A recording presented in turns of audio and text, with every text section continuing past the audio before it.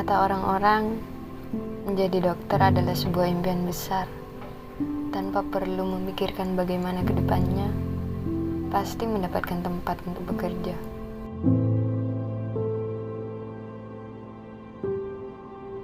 Kata orang-orang, menjadi dokter hanya perlu rajin, karena jalan di depannya sudah pasti. Masa depan yang katanya sudah terbentuk sejak awal masuk. Namun, itu semua kata orang, bukan kataku. Mahasiswa pendidikan dokter tahun kedua.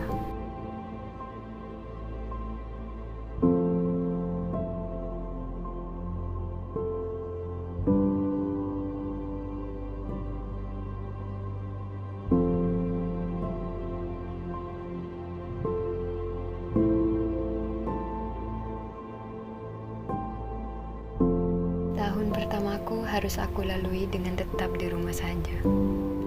Praktikum, perkuliahan, ujian, bahkan skill lab terpaksa dilakukan dalam jaringan.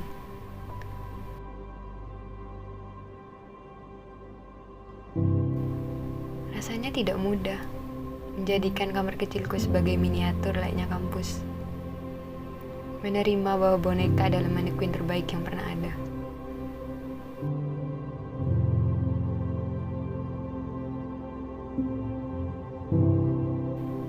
Tentang kondisi pandemi yang seperti ini, sebenarnya apa yang aku khawatirkan? Kompetensi, tentu. Keterampilan, sebagian besar, iya. Pikiran tentang ekspektasi besar orang-orang di sekitar, bisa dikatakan, iya. Komunikasi, apa bisa aku menjadi kompeten jika semua pembelajaran terpaksa dalam jaringan? Bohong kalau aku tidak pernah ingin menyerah. Bohong kalau aku tidak lelah.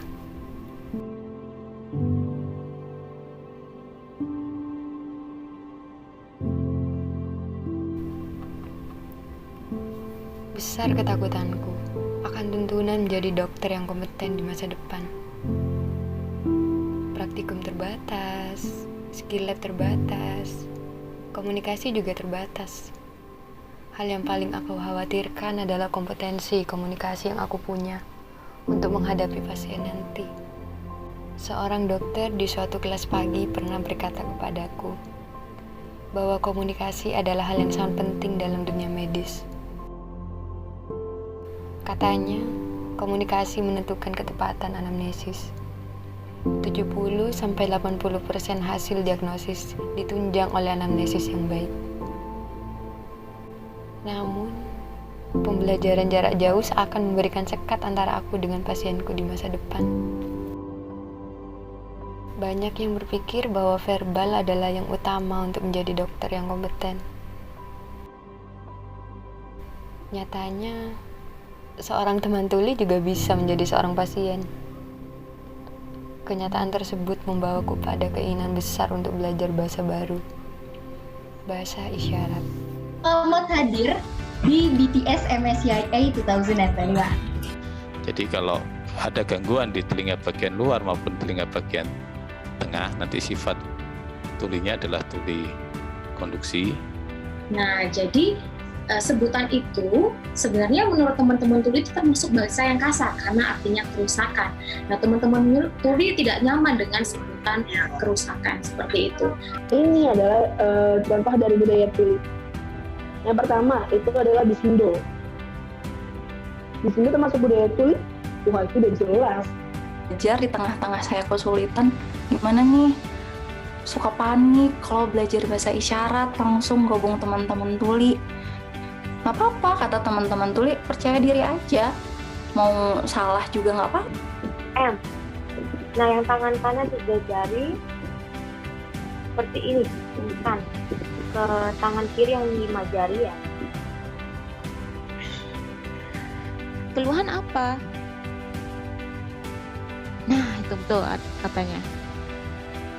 Lalu B bilang, saya sedang sakit. Tidak mudah dan tidak cepat Bukan 1-2 hari saja aku mempelajarinya. Mungkin 5 tahun atau bahkan seumur hidupku. Karena aku tahu, zaman tidak akan pernah berhenti berkembang. Begitu pula aku, harus terus bergerak maju. 9.000 tanda tangan sebuah petisi adalah angka kosong jika tanpa gerak nyata. Perkembangan zaman harus dibarengi dengan perkembangan manusia. Teknologi terus berjalan maju. Telemedicine akan menjadi hal lumrah sebagai platform akses kesehatan. Satu dan besar harapanku, aku mampu menjadi seorang dokter yang bisa berbahasa isyarat, menyediakan tempat untuk teman tuli dan mahasiswa kedokteran untuk saling berbagi pengalaman hidup, menyatukan mereka dalam satu waktu untuk saling menghargai. Ketika suara kita tidak bisa diterima, isyarat tangan kita akan tersampaikan. There is a hand to speak, a heart to hear.